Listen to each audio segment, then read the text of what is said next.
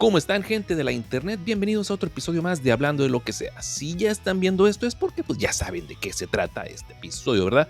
Pero pon tú que le picaste por accidente y no sabes de qué va la cosa.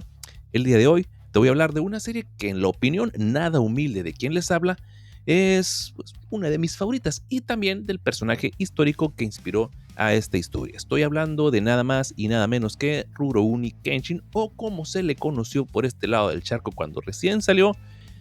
Creo que por allá de finales de los 90, Samurai X, porque pues querían darle un nombre acá, como dicen los regios, mamalón. Pero para continuar bien como se debe, púchale a la intro porque luego empiezo a desvariar y no me callo el hocico.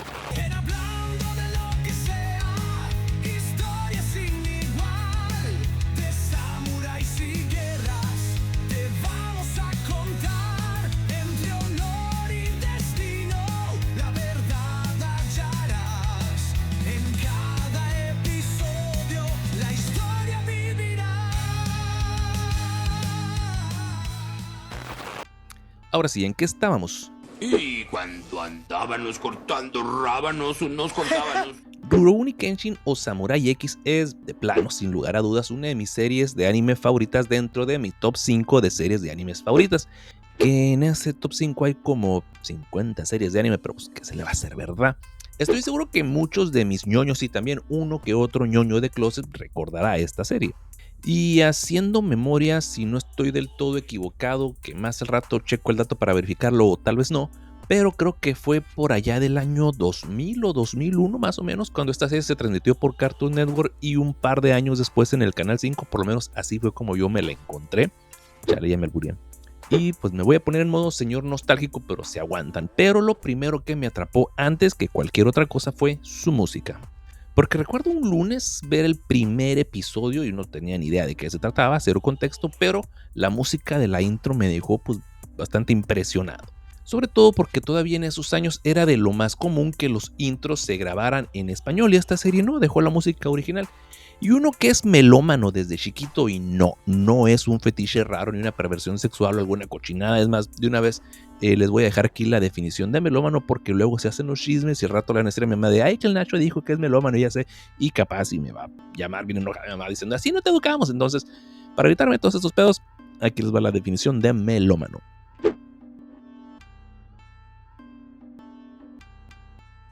Bueno, pues, ¿en qué estaba? Ah, sí, la música. La música fue lo primero que me atrapó. Tan así que cuando tuve mi primer celular al que le podía meter música, lo primero que hice fue buscar en Ares todas las canciones de Samurai X. Todavía no sabía que en realidad ese no era su nombre original, pero en Chile poco me importaba. Y después de unos 14 virus bien esquivados, pude descargar las canciones, y cuando después tuve mi primer iPod, lo primero que hice fue ponerle estas rolas. Y si hoy en día buscas en mi playlist de Spotify, vas a encontrar que ahí tengo también esas canciones. Y ni hablar de la historia. Este anime nos cautivó con la historia de un ex asesino que, cansado de la sangre derramada, decide caminar como vagabundo pacifista portando una espada sin filo para evitar matar. Pero en fin, ya estoy divagando un montón otra vez. Para los que no lo conocen o necesitan un pequeño repaso, Rurouni Kenshin cuenta la historia de Kenshin Himura, que es un antiguo Hitoriki o asesino que luchó en la sangrienta era del Bakumatsu.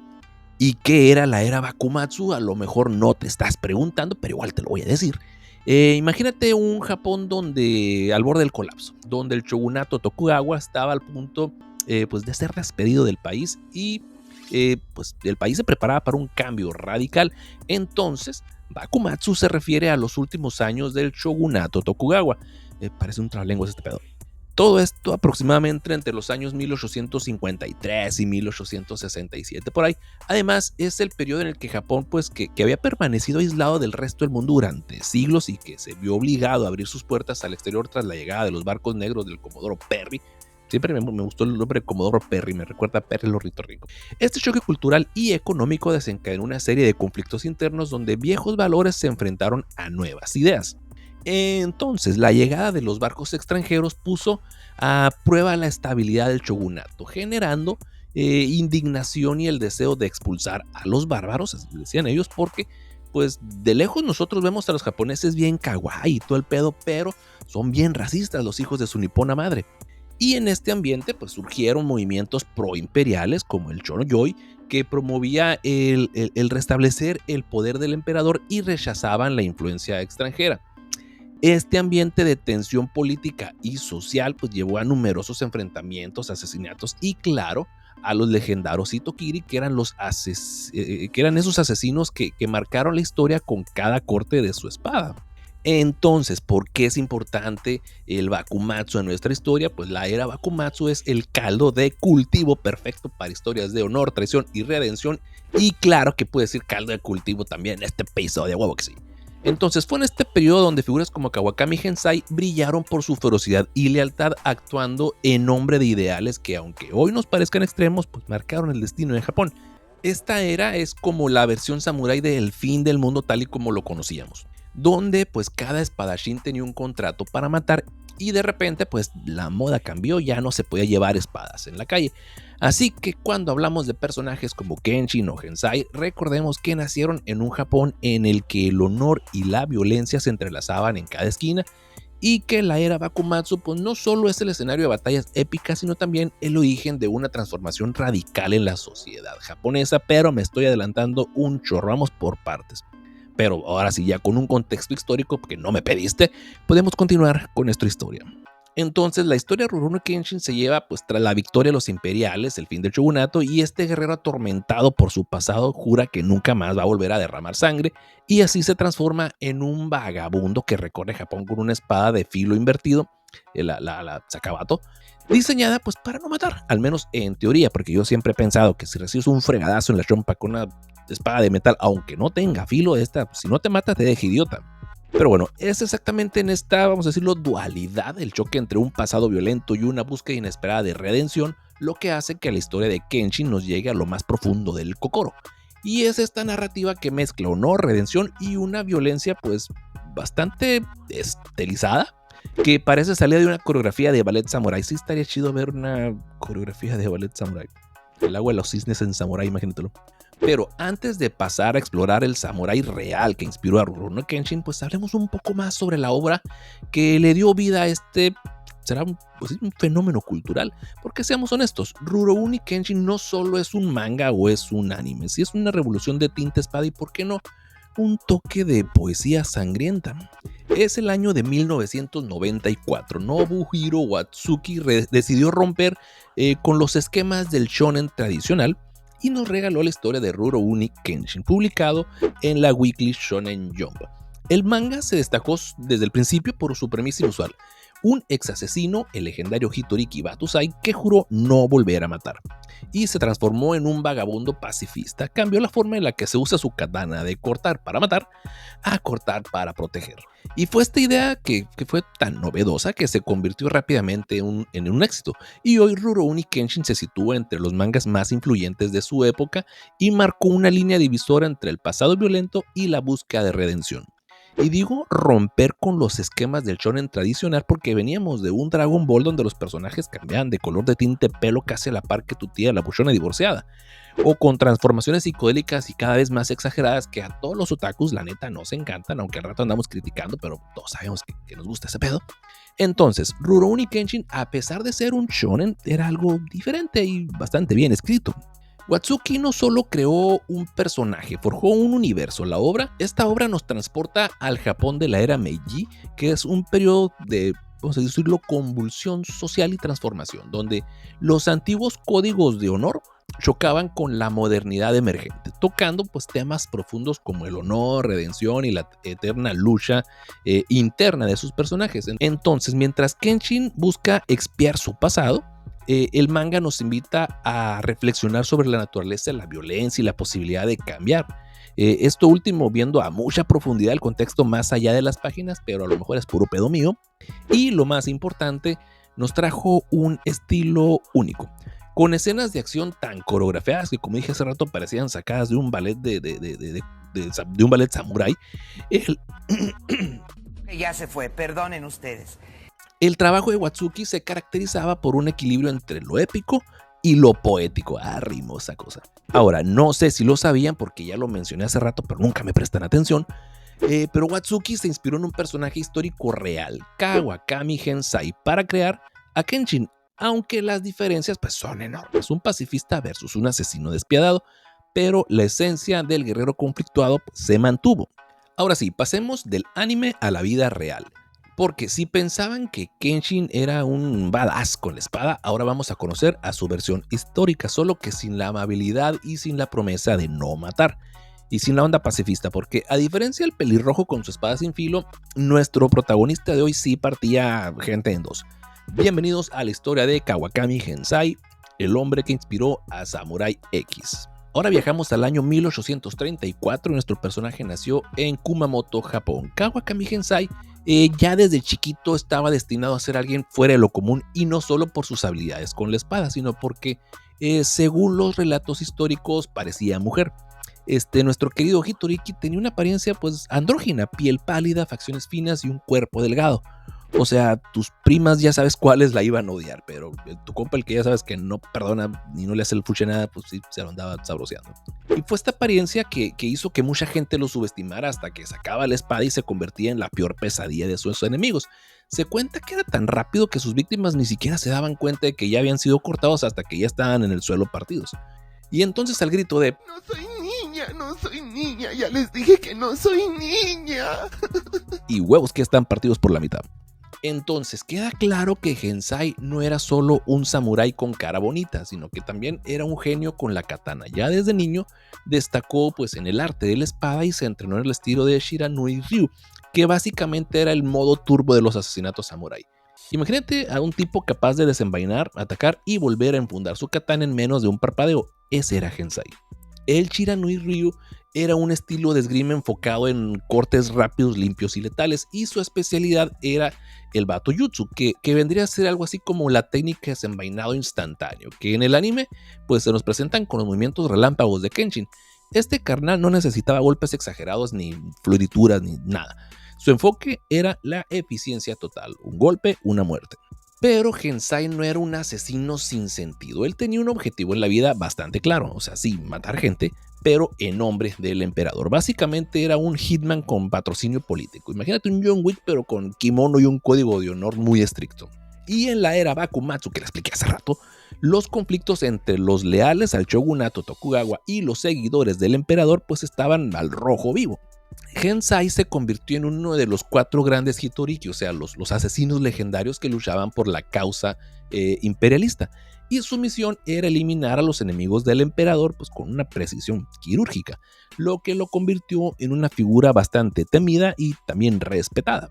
Ahora vamos a hacer un pequeño paréntesis aquí para hablar de esos 4 grandes Hitorikis o asesinos legendarios. El más famoso y el que nos interesa para esta historia, Kawakami Gensai, y como dije hace rato, su técnica era tan rápida que los enemigos caían al suelo y no se daban cuenta que estaban muertos. Se cuenta que asesinó a un alto funcionario pro shogunato en plena luz del día en la calle con un solo corte limpio. Y a diferencia de otros samuráis corpulentos, su apariencia andrógina lo hacían parecer pues, inofensivo hasta que sacaba la katana. Y estoy seguro que tienes algún compa que se enamoró de alguna morra en el bar que también parecía inofensiva hasta que sacó la katana y pues bueno, pero en otro contexto totalmente diferente, ¿verdad? Entonces seguimos mejor. Después le sigue Tanaka Shinbei, que era el más cruel de este grupo, y a diferencia de Gensai que mataba con precisión, Tanaka era un carnicero. Se dice que asesinaba con una hazaña y torturaba a sus víctimas antes de acabar con ellas. Su brutalidad lo llevó pues a una muerte prematura, no sé si prematura no es correcto, ¿verdad? Pero lo mataron muy joven y porque fue capturado y fue ejecutado en el año 1863. Luego le sigue el demonio asesino, así se le conocía a Okada Iso, que era el matón de la facción imperialista y eliminaba a cualquiera que se interpusiera en su camino. A diferencia de Gensai, que tenía la técnica refinada, Isu era más un asesino impulsivo y caótico, y su destino pues también fue trágico, cayó en desgracia y murió torturado y decapitado. Y el menos conocido, pero no menos letal, Kirino Toshiaki, que fue un Hitoriki al servicio del Saigo Takamori, o sea, el último samurái, y tras la restauración Meiji siguió luchando contra el gobierno hasta morir en la rebelión de Satsuma, y fue un guerrero leal pues hasta el final. En resumen, Gensai era el más refinado, Tanaka el más brutal, Iso el más salvaje y Kirino el más leal. Y juntos pues fueron las sombras sangrientas que moldearon el destino de Japón. Y aquí es donde la historia de Gensai comienza a diferenciarse de la de Kenshin, porque Mientras nuestro querido Rurouni Kenshin decide dejar de matar y redimirse, Gensai pues nunca soltó la katana, ni tuvo dudas sobre su trabajo. Era un depredador en el campo de batalla y no pedía disculpas por ello. Si alguien se interponía en su camino de la restauración imperial, pues mala suerte, porque ya tenías un pie en la tumba. Ahora vamos a meternos en la parte más oscura y sangrienta de esta historia, la era Bakumatsu, que mientras en el anime se idealiza la lucha interna de Kenshin, en la vida real Japón estaba pues en pleno caos. El país se debatía entre el shogunato Tokugawa y los que querían restaurar el poder del emperador. Y en medio de esta pugna pues surgieron los asesinos más letales que mencioné hace rato, los Hitoriki. Ahora, imagínate un Japón donde las viejas costumbres estaban en declive y el país se encontraba al borde de una revolución. El shogunato Tokugawa, que había gobernado durante más de 250 años, se tambaleaba frente a la presión de los movimientos que clamaban por devolver el poder al emperador. Y en este escenario de crisis y transformación, pues la frase expulsen a los bárbaros no era solo gritar, sino una declaración de intenciones que pues encendía la mecha de violencia. Pero pues a lo mejor no te estarás preguntando, ¿y quiénes eran estos bárbaros? Pero igual te lo voy a contar. Cuando se habla de expulsar a los bárbaros en el contexto del movimiento Sonoyoi, durante el Bakumatsu se hace referencia principalmente a los extranjeros, especialmente a los occidentales, que durante este periodo pues Japón había vivido siglos aislados y al verse forzado a abrir sus fronteras tras la llegada de los barcos negros del Comodoro Perry, muchos sectores de la sociedad japonesa pues percibían a los forasteros como una amenaza a su cultura, costumbres y soberanía. O sea, tal vez sí, pero tal vez no. Y esta expresión cargada de simbolismo pues se usaba para marcar la diferencia entre la tradición japonesa y lo que se consideraba una cultura externa e invasora. Pero la acción más impactante de Gensai se produjo en 1864, cuando ejecutó a Sakuma Shozan, que era un prominente erudito y político que defendía la apertura de Japón al mundo. Y lo hizo a plena luz del día, cuando, pues, vamos a decirlo así, la costumbre era llevar a cabo estas ejecuciones de noche. Se cuenta que con un solo y preciso golpe, Gensai acabó con la vida de Sakuma, y que los testigos se quedaron con cara de ¿qué pedo, qué pedo, qué pedo? Algunos relatan que su katana era tan rápida que ni siquiera pudieron ver el corte, nivel anime desbloqueado, señores. Entonces, en resumen, durante la era Bakumatsu, Japón pues era un campo de batalla de puros ideales. Y en medio de esta Y en medio de esta tormenta, pues Kawakami Gensai se erigió como un Hitoriki sin igual. Su capacidad para desenvainar la katana, la velocidad de la luz y acabar con sus enemigos en un abrir y cerrar de ojos, pues lo convirtió en una figura temida y legendaria. Y mientras que en el mundo de Rurouni Kenshin se nos presenta a un héroe en busca de redención, la realidad era pues bastante más cruda. Gensai mataba sin dudarlo, y con una precisión que rozaba en lo artístico y con un toque de elegancia bastante macabra que, sin lugar a dudas, pues quedaría grabado en la historia del Japón feudal. Ahora bien, mientras en el anime y en nuestras fantasías populares nos encantaría ver a un héroe inmortal que triunfa y se redime, en la cruda realidad pues la historia fue más traicionera y amarga. Verán, durante el turbulento periodo Bakumatsu, Gensai se alió con los poderosos clanes de Shosui y Satsuma, que eran dos fuerzas revolucionarias que juegan un papel crucial en la caída del shogunato Tokugawa. Estos clanes, cansados ya del régimen feudal y de las restricciones impuestas durante siglos, buscaban restaurar el poder del emperador y modernizar Japón. Está raro, pero pues así era, ¿no?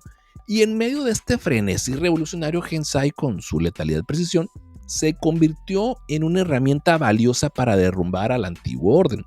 Y después de la victoria revolucionaria, pues todos esperaban que Gensai se convirtiera en un héroe de la nueva era Meiji, pero sorpresa, la modernización llegó tan de fregadazo a Japón que, ansioso por reinventarse, decidió dejar atrás el estilo de vida samurái, y de repente pues los guerreros que una vez fueron la columna vertebral del país quedaron en la basura de la historia, reemplazados pues por una burocracia moderna y una sociedad que abrazaba la industrialización y la diplomacia, y en lugar de los duelos de espada, pues Japón ya no necesitaba samuráis, ahora necesitaba godines.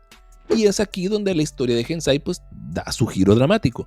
Su forma de vivir, basado en la lealtad tradicional y la violencia ceremonial, pues ya no encajaba en este nuevo Japón civilizado. La sociedad le exigía que se pusiera unas orejitas de gato kawaii y él pues no estaba dispuesto a semejante ridiculez. Y en una ironía cruel digna de una trama de película, el mismo sistema al que Gensai había contribuido a derribar y que había ayudado a establecer durante la revolución, se volvió en su contra. Lo arrestaron bajo cargos falsos, pues sus costumbres y su estilo de vida antiguo ya no era bienvenido en el nuevo orden moderno.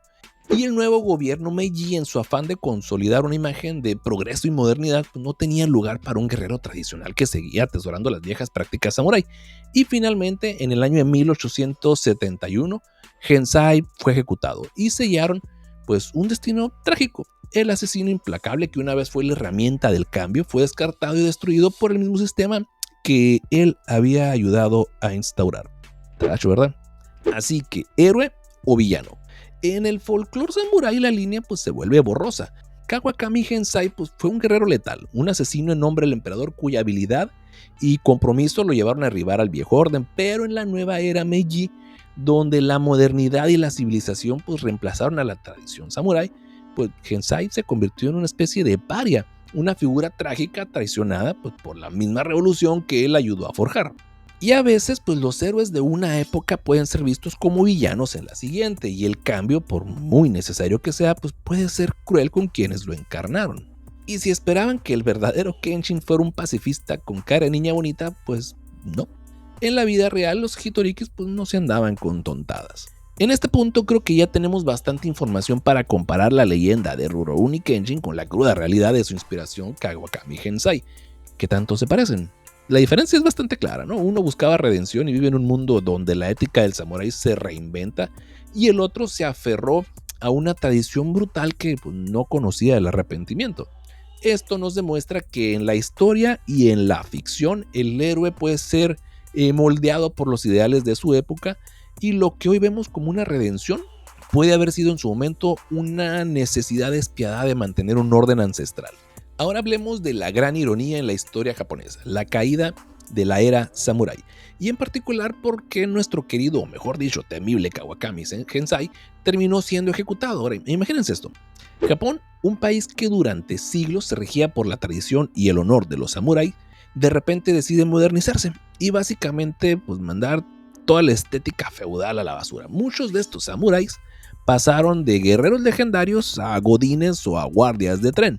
Y con la restauración Meiji, el gobierno decidió que ya era hora de dar la bienvenida a la modernidad. Así que se prohibió portar espadas en público. De repente, estos guerreros que una vez inspiraron respeto y temor, pues ya no tenían cabida en la sociedad que buscaba eficiencia, tecnología y sobre todo una imagen civilizada. Se volvieron kawaii todos. Y aquí es donde entra en juego la tragedia de Gensai. Mientras otros samuráis se adaptaron, o sea, algunos incluso terminaron trabajando como burócratas, Gensai se aferró a su mentalidad tradicionalista. O sea, como tu tío necio y paranoico que nunca se casó y que cada que puede estar jode y jode que todo antes era mejor, él era de esos que no podían imaginarse renunciar a su forma de vida, a su honor samurái y a esa brutalidad casi poética que lo caracterizaba. El resultado fue que se resistió al cambio, y en una época en la que el nuevo gobierno buscaba consolidar una imagen moderna y limpia, pues su estilo anticuado y su incansable sed de sangre pues ya no encajaban.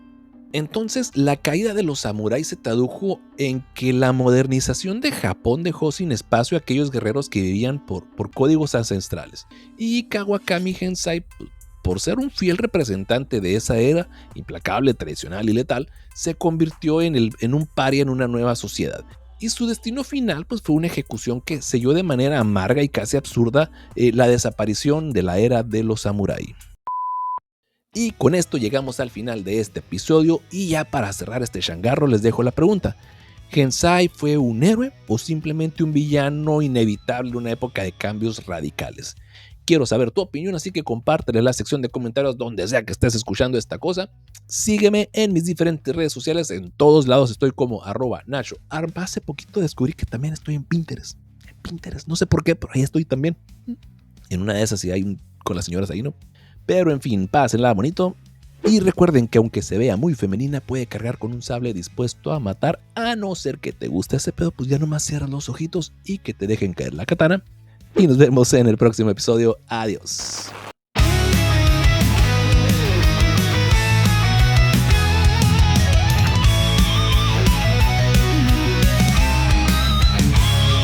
En las sombras de Kioto, un filo brilló. Gensai, el Hitokiri, su leyenda comenzó. Con un